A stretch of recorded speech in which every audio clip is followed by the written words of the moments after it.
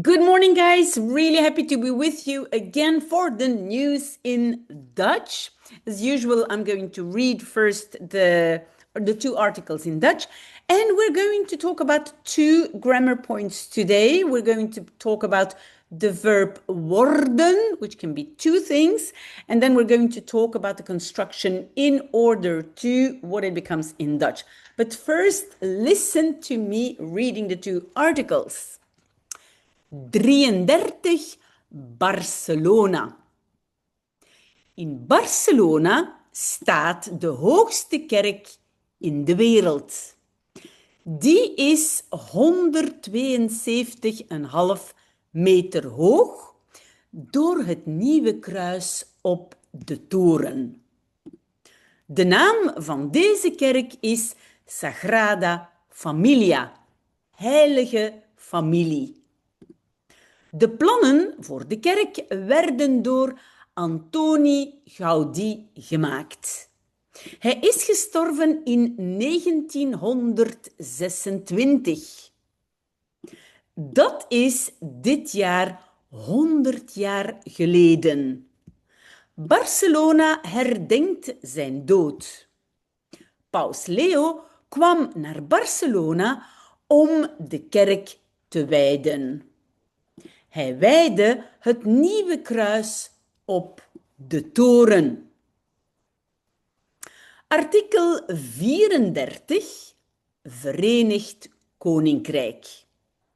Het Verenigd Koninkrijk heeft geen eerste minister meer.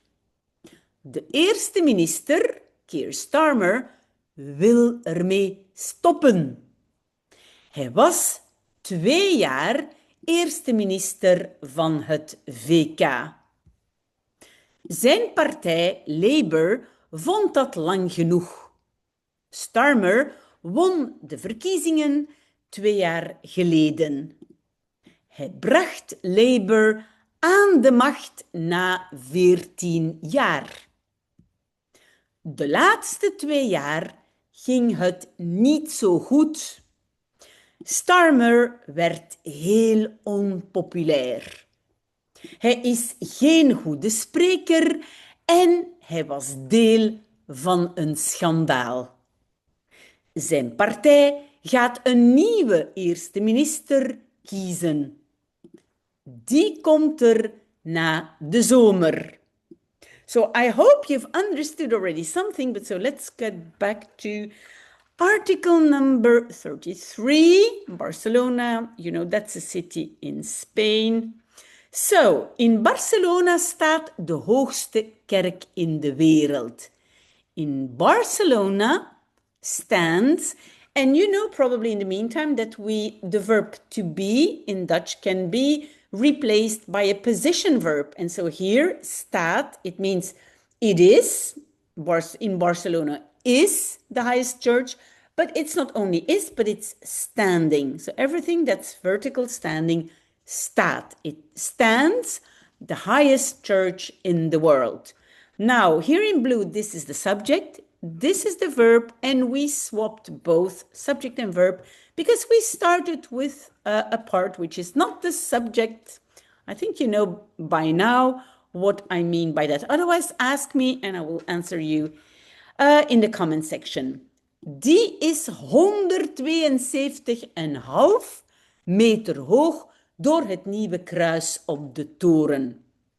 So die means that one, that church, is 172.5 meter high. But in Dutch you will say and a half.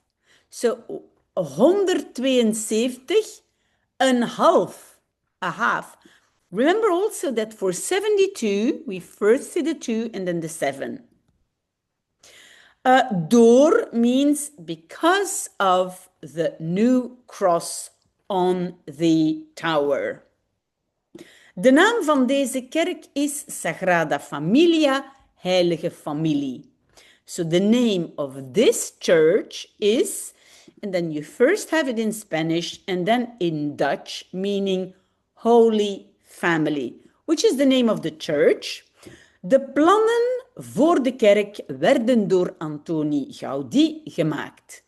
So the plans, the drawings for the church were made, werden gemaakt, were made by Gaudí. And now we have this verb here, werden. Werden is the simple past of the verb worden. And as I told you, we're going to talk about the verb worden.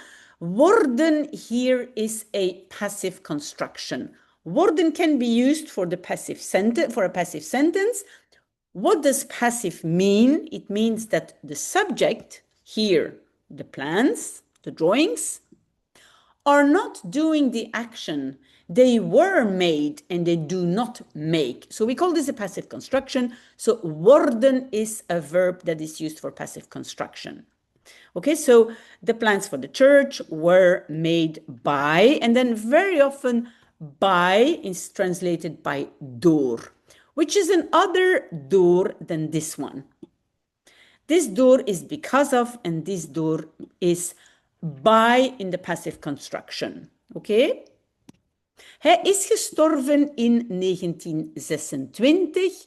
So he passed away.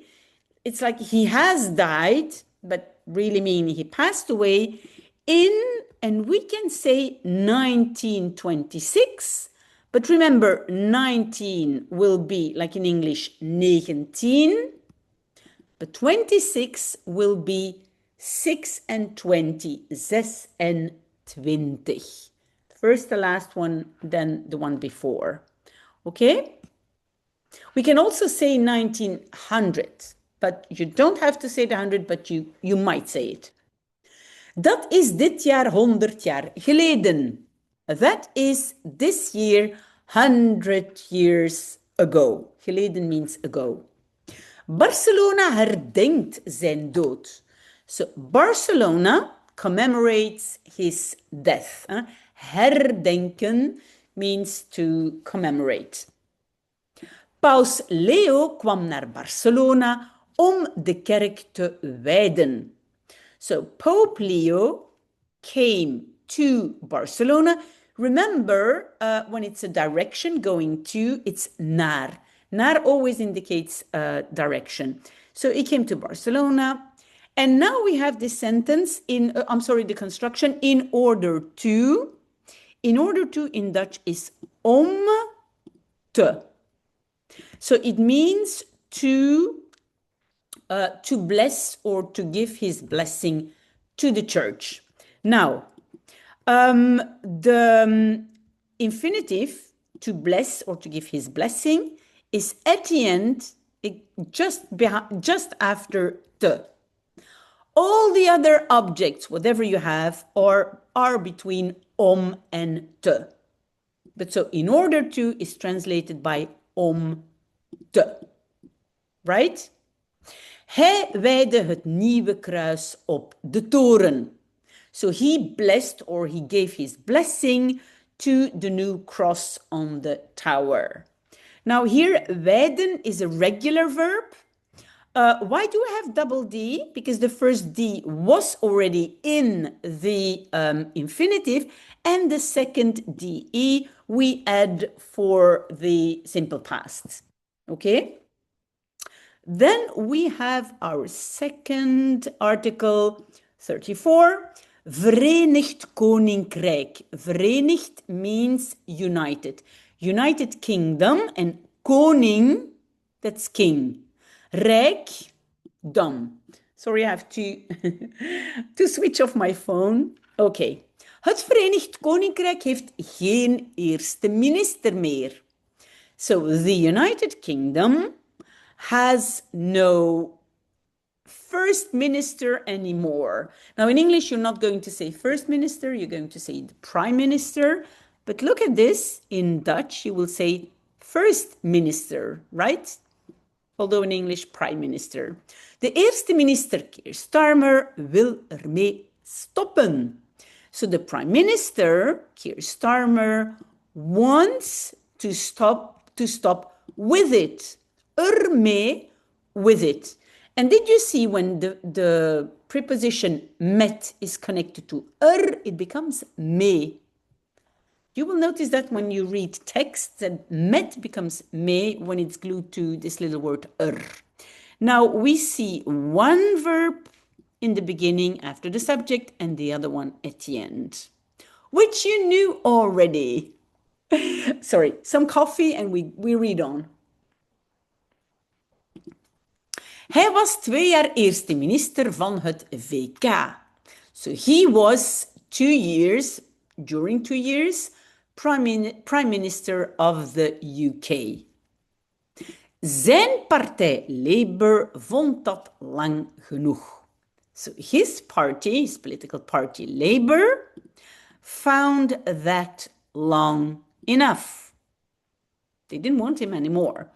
Starmer won de verkiezingen 2 jaar geleden. So Starmer won the elections 2 years ago. Hij bracht Labour aan de macht na 14 jaar. So he brought Labour. Bij aan de macht means like to power. He brought them to power after 14 years. Yes, Labour had not been, did not have power, as we say in Dutch, aan de macht during 14 years. De laatste 2 jaar ging het niet zo goed. So the last 2 years, it went, did you see that we swapped subject and verb? So it went, ging is the past, simple past of gaan, to go. So it did not go so well. Starmer werd heel onpopulair.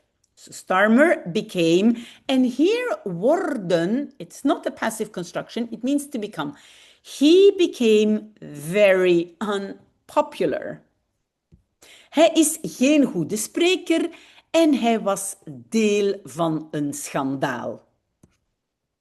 He is not a good speaker and he was part of a scandal. And I think they're referring to the scandal with Peter Mandelson. Maybe you've read about it, but so he was part of a scandal that he would have appointed somebody who had already a bad record. You can Google Peter Mandelson and then you will know all about it. Zijn partij gaat een nieuwe eerste minister kiezen. So his party is going to choose, did you see? One verb in the beginning, the other at the end, is going to choose a new prime minister.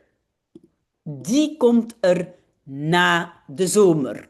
So die, that one, that prime minister, comes there, will come there after the summer. So if you have questions about the translation, do not hesitate. But remember that I want I want to focus on 2 grammar points today. It's the verb worden, which is used to make a passive construction. Later you will see that sometimes zijn is also used as a passive construction, but worden also means simply to become in another situation.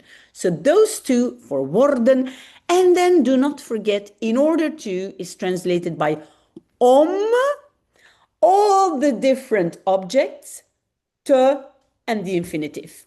Okay, please let me know if you have questions, but otherwise I hope to hear from you next week and I hope you enjoyed reading those 2 articles. See you soon. Bye.